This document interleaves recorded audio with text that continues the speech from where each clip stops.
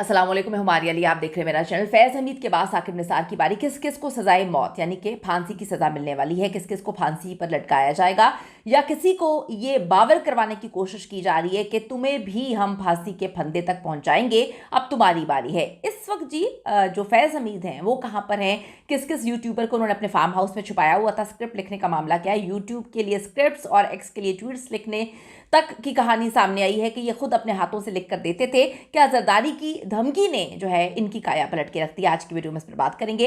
Request है जी, channel को subscribe कर लीजिएगा, इससे हमारी हौसला अफजाई होती है, और वीडियो को आखिर तक मुलाहिजा जरूर फरमाइएगा। सबसे पहले हम बात कर लेते हैं साबिक चीफ जस्टिस साकिब निसार के हवाले से, जो 2018-2019 में पाकिस्तान के सबसे ताकतवर तरीन जज तस्वूर किए जाते थे। आप देखें, क्या उन्हें भी फैज़ हमीद की तरह एक बहुत बड़ी सज़ा मिलने जा रही है? क्या उनको बड़ी सज़ा मिल सकती है? फैज़ हमीद का कोर्ट मार्शल, फिर गिरफ्तारी, और अब संगीन तरीन इल्ज़ामात, ऐसे ऐसे इल्ज़ामात जिसको सुनने के बाद इंसान के कानों से धुआं निकल आता है। तो फिर साकिब निसार पर कौन कौन से इल्ज़ामात हैं, इनके ऊपर क्या इल्ज़ामात है, और कानून के मुताबिक इन्हें कितनी बड़ी सज़ा और क्या सज़ा मिल सकती है? साकिब निसार के हवाले से अगर मैं आपको बताऊं तो 2017 से 2019 तक चीफ जस्टिस ऑफ पाकिस्तान रहे। पाकिस्तान का सबसे बड़ा आप देखें कि सबसे बड़ी अदालत के चीफ जस्टिस थे। उनके दौर में बहुत बड़े बड़े फैसले आए।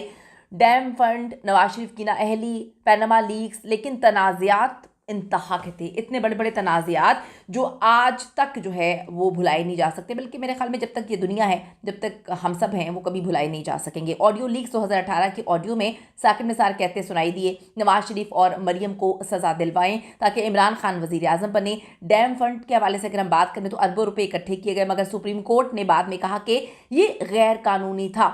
जजेस की तकर्री में मदाखलत की गई, इल्ज़ाम के उन्होंने अपने पसंदीदा जजेस को तरक्की दी। सियासी दबाव बहुत ज़्यादा था। पाकिस्तान तहरीक इंसाफ के दौर में साकिब निसार पर इल्ज़ाम है कि वो इमरान खान के करीबी समझे जाते थे। अब सवाल ये है कि ये इल्ज़ामात अगर साबित हो जाते हैं तो फिर सज़ा इनको कैसे होगी? अगर ये साबित हुए तो फिर कितनी बड़ी सज़ा मिल सकती है, कहाँ तक सज़ा मिलेगी, और फिर इनके साथ क्या सलूक किया जाएगा? सुप्रीम कोर्ट ने 2023 में ऑडियो लीक्स की तहकीकात का हुक्म दिया था। अगर साकिब निसार की ऑडियो साबित हुई तो ये जुर्म बन सकता है, सियासी मदाखलत का जुर्म जो है। फैज़ हमीद की तरह, फैज़ हमीद का थोड़ा सा आपको बताते चलूँ कि आर्मी एक्ट के तहत इनका कोर्ट मार्शल हुआ है।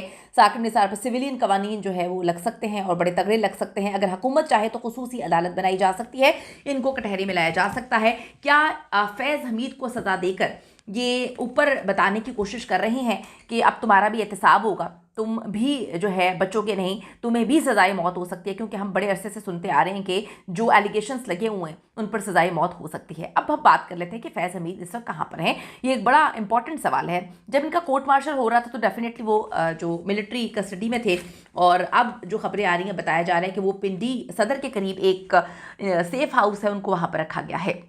याद रहे, जब ऐसे ही उनको सज़ा मिलती है तो उसी वक्त जो है कहानियाँ शुरू हो गई कि अब इनको बहुत जल्द जो है अडयाला मुंतकिल कर दिया जाएगा, फ़ौरन अडयाला मुंतकिल किया जाएगा, लेकिन ऐसा नहीं हुआ।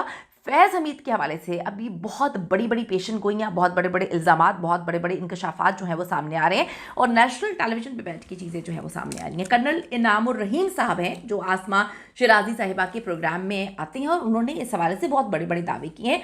इतने बड़े बड़े दावे कि कानों से भी धुएँ निकल रहे हैं, और कुछ चीज़ें तो मतलब अकल शऊर में आ भी नहीं रही कि मतलब ऐसा कैसे हो सकता है।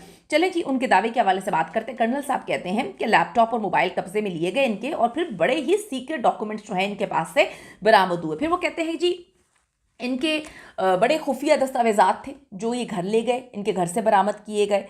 फिर वो दावा करते हैं कि ये पाकिस्तान तहरीक इंसाफ के जो यूट्यूबर्स हैं उनके साथ ये ना सिर्फ राब्तों में थे, बल्कि ये ख़ुद उनको अपने हाथों से, यानी कि अपने हाथों से लिखकर ट्वीट्स दिया करते थे, और यूट्यूब के लिए स्क्रिप्ट्स जो हैं वो लिख कर दिया करते थे। ये तो कुछ मुझे समझ नहीं आया, लेकिन उन्होंने दावा किया है कि यूट्यूबर्स को जो है वो इस तरह से खुद जो है अपने हाथों से ट्वीट्स भी लिख कर देते थे एक्स के लिए, और स्क्रिप्ट्स भी यूट्यूब के लिए लिख कर पूरा का पूरा देते थे। मतलब वो खुद लिख कर कैसे दे सकते हैं? ठीक है, उन्होंने दावा किया है, उन्होंने कहा है तो मान लेते हैं, लेकिन दिल दिमाग नहीं मानता कि मतलब आप देखें आजकल के दौर में इतनी सारी चीज़ें हैं, अगर आप एक ही स्क्रिप्ट सबको लिख कर देंगे और सब उसी स्क्रिप्ट को जो है वो अपने यूट्यूब पर या एक्स पर डाल देंगे तो पकड़े जाते हैं। तो ये कुछ समझ नहीं आ रही। फिर कहते हैं वो कि जनरल फैज़ ने जो है वो टॉप सिटी के मालिक से 2 बड़ी ही बेहतरीन महंगी तरीन गाड़ियाँ जो हैं वो ली, फिर चीफ जस्टिस साकिब निसार के बेटे को वो गिफ्ट करवाई जाती हैं। तो बाद में रिकवरी भी हुई और फिर वो वापस भी हो गई, ये उन्होंने क्लेम किया है, इल्ज़ाम लगाया है। लेकिन जो साकिब निसार साहब की फैमिली है उन्होंने इसकी तरदीद कर दी है। वैसे अगर सच में जो कर्नल साहब बोल रहे हैं कि कर्नल इनाम ने जो भी कहानी सुनाई, जो भी वो बोल रहे हैं, जो भी वो बता रहे हैं, अगर सच में इन सारी चीज़ों के सबूत हैं तो फिर खुल्लम खुल्ला ट्रायल करके आवाम को दिखा दें, बता दें कि भाई ये इनके काम थे, ये चीज़ें करते थे, इस तरह से ये सारे मामला थे। फिर वो कहते हैं यूट्यूबर्स के हवाले से उन्होंने फिर बात की। उन्होंने कहा जो यूट्यूबर्स बड़े ज़्यादा मतलूब थे वो छुप जाते हैं कहाँ पर, उनको छुपाते हैं, जो फैज़ हमीद साहब हैं अपने फार्म हाउस पर उनको छुपा लेते हैं और किसी को पता नहीं लगने देते। 9 मई के बाद की अगर हम बात करें तो हर दूसरे दिन वो कहते हैं कि जी जनरल फैज़ जो हैं वो अपना मोबाइल नंबर तब्दील कर रहे थे और ये उनकी रेगुलर रूटीन बन गई थी, ये जी उन्होंने क्लेम किया बैठकर। फिर हामिद भी साहब ने अपना एक कॉलम लिखा, उसमें हामिद भी साहब कहते हैं इस हवाले से कि कहते हैं कि कुछ टाइम बाद आसिफ अली जरदारी जो है वो रिहा हो गए। फैज़ हमीद एक तरफ तो जनरल कमर जावेद बाजवा की एक्सटेंशन के हवाले से मिन्नतें तदले कर रहे थे और दूसरी तरफ उन्हीं के जो कारोबारी दोस्त हैं उनको बेपनाह तंग कर रहे थे। एक दिन जरदारी साहब ने कहा, जरदारी साहब के पास 2-3 लोग बैठे हुए थे, उनके सामने उन्होंने कहा कि अल्लाह से डरो, ये ना हो कि एक दिन ऐसा आए कि तुम्हारी फाइल जो है वो मेरे पास आ जाए और फिर तुम्हारी तकदीर का फैसला मेरे सिग्नेचर से जुड़ जाए। फिर हम सब ने देखा कि क्या मामला हुए, लेकिन उस वक्त फैज़ हमीद साहब ने कहा कि ऐसा कभी नहीं होगा।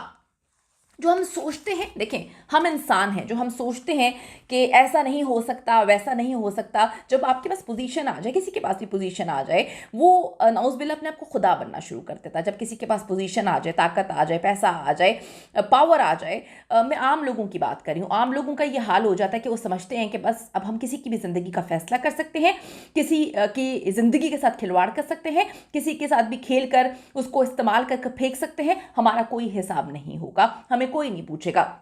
जब हम खुदा बन जाते हैं तो फिर हम ज़मीनी खुदा बनते हैं और फिर जो सच में अल्लाह होता है जब वो ज़रा सी ज़मीन हिलाता है ना, यकीन करें हम इंसानों की कोई औकात नहीं रह जाती। हमने जितना जिसके साथ बुरा करना होता है, हम समझते हैं हमारी जब पावर हमारे पास होती है, हम जब ताकत में होते हैं कि हम ये सब कुछ कर लेंगे और हमें कोई पूछने वाला नहीं है। लेकिन जब किसी मज़लूम की बद्दुआ अर्श पे टकराती है तो यकीन करें कि फ़ैसले तो हाथ से होने होते हैं। तो ये सारी चीज़ें इस वक्त चल रही हैं पाकिस्तान में। हालात ये हैं, अगर आप बच्चे के पास, जिसके पास भी पावर आ जाती है उसके पास उसकी तो टोन ही चेंज हो जाती है। इस मुल्क का अलमिया ये है कि जिसके पास पावर है वो कहते हैं कि जी हमारे पास हमेशा के लिए पावर है। हमेशा तो रहने वाली ज़ात सिर्फ अल्लाह की है, किसी के पास हमेशा की पावर नहीं होती। आज कोई, वो कहते हैं हर अंधेरी रात के बाद जो है सुबह आनी है, ये सर्कल चल रहा है। आज कोई ऊपर है, कल वो नीचे है, कल फिर ऊपर चला जाएगा। तो ये सारी चीज़ें चलती रहती हैं। पाकिस्तान की सियासत में जो मामला चल रहे हैं इस पर आपकी क्या ओपिनियन, अपनी कीमती राय ज़रूर दीजिएगा। See you in the next video. अल्लाह ने के बान।